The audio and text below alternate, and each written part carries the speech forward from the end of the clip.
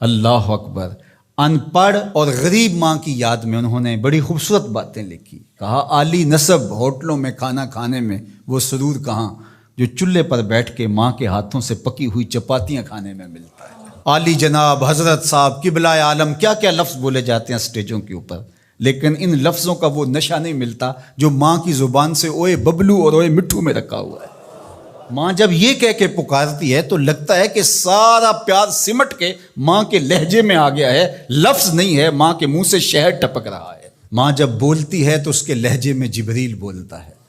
ماں جب مسکراتی ہے تو لگتا ہے جنت کی ساری کلیاں کھل اٹھی ہیں۔ ماں جب پیار سے دیکھ رہی ہوتی ہے تو لگتا ہے عرش سے رحمتیں اتر رہی۔ اللہ نے ماں کے سینے کے اندر وہ محبت، وہ تڑپ رکھی ہے، وہ ایک کائنات رکھ دی ہے الفتوں کی، کہ جس کا نعم البدل کیا بدل بھی موجود نہیں ہے۔ وہ پیار رکھ دیا، وہ درد رکھ دیا، وہ درک رکھ دیا، وہ الفت رکھ دی ماں کے سینے کے اندر۔ ایک شاعر ہوا تابش، اس نے ماں کے پیار کو کتنے خوبصورت پیرائے میں بیان کیا۔ ایک مدت سے میری ماں نہیں سوئی تابش، میں نے ایک بار کہا تھا مجھے رات کو ڈر لگتا ہے۔ کہا ایک دن بچپن میں میرے منہ سے نکلا تھا امی مجھے رات کو سوتے ہوئے ڈر لگتا ہے۔ میں بوڑھا بھی ہو گیا ہوں، میری ماں اب بھی میرے بستر پہ پھونکے مارتی کہ میرے بیٹے کو رات کو ڈر نہ لگا۔ یہ ماں کے سینے کا پیار ہے، ماں کی الفت ہے، یہ ماں کی تڑپتی ہوئی ممتا ہے۔ اولاد کے لیے وہ دکھ بھی جھیلتی ہے، تکلیفیں بھی سہتی ہے۔ غریب مائیں لوگوں کے گھروں کے برتن بھی مانجنے پڑیں تو اس سے بھی گریز نہیں کرتی۔ شہر میں آ کر پڑھنے والوں بھول گئے ہو کس کی ماں نے کتنا زیور بیچا ہے۔ اس لیے ماں کی کمی انسان بڑھاپے میں بھی محسوس کرتا ہے۔ کبھی ایسا نہیں ہو سکتا کہ انسان کہے کہ کوئی بات نہیں اب میں بڑا ہو گیا، مجھے ماں کی کمی محسوس نہیں ہوتی۔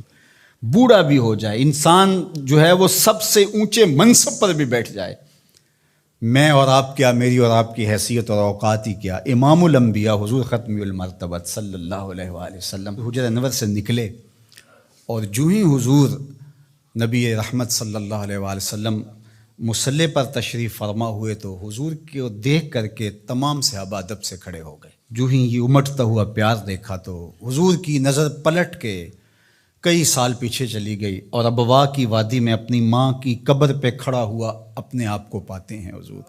اور پھر ایک جملہ کہا، الحاوی للفتاویٰ کے اندر امام سیوطی نے اس کو بڑی تفصیل سے لکھا ہے کہ چشمان رحمت سے آنسو ٹپکنے لگے اور حضور مصلی پہ کھڑے ہو گئے اور فرمایا لو ادرکت والدیہ او احدہما، کاش آج میرے ماں باپ زندہ ہوتے یا کم از کم میری ماں ہی زندہ ہوتی اور میں لوگوں کو نماز پڑھا رہا ہوتا، وَأَقْرَأُ فِيهَا بِفَاتِحَةِ الْكِتَابِ، اور اس میں سورہ فاتحہ کی تلاوت چل رہی ہوتی۔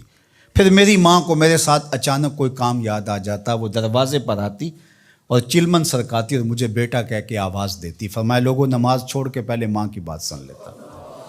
تو ماں کی کمی تو انسان زندگی کے آخری حصے میں بھی محسوس کرتا ہے۔ پھر اس سے بڑا منصب کس کا ہو سکتا ہے جو امام الانبیاء کا منصب ہے؟ اتنا بڑا اعزاز کس کا ہو سکتا ہے جو خاتم المرسلین کا اعزاز ہے، جو محبوب خدا ہیں، کونین کے مالک ہیں، لیکن ماں کی کمی کو وہ بھی محسوس کرتے ہیں۔ ماں و شمع کس شمار میں ہے؟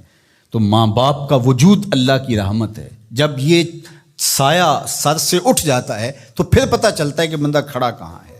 جب گھنے درخت کے سائے میں بیٹھا ہو اور وہ درخت ساری دھوپ اپنے پتوں میں جذب کر رہا ہوتا ہے اور نیچے بیٹھنے والے کو چھاؤں فراہم کر رہا ہوتا ہے، اور اس سے نہیں پتہ ہوتا کہ جو مجھے چھاؤں دے رہا ہے وہ خود کتنا جلس رہا ہے، لیکن اچانک جب سایہ ہٹ جائے اور بندہ کڑی دھوپ میں آ جائے پھر اسے احساس ہوتا ہے کہ وہ سایہ کتنا غنیمت تھا۔ جن کے ماں باپ موجود ہیں وہ ان کی خدمت کر کے دنیا اور آخرت کی سرخرویاں حاصل کریں۔ اللہ کی رضا بھی اس میں ہے، رسول اللہ کی رضا بھی اس میں ہے، اور دنیا اور آخرت کی بہتریاں اسی کے اندر پنہاں ہیں کہ ماں باپ کی تکریم بجا لائی جائے۔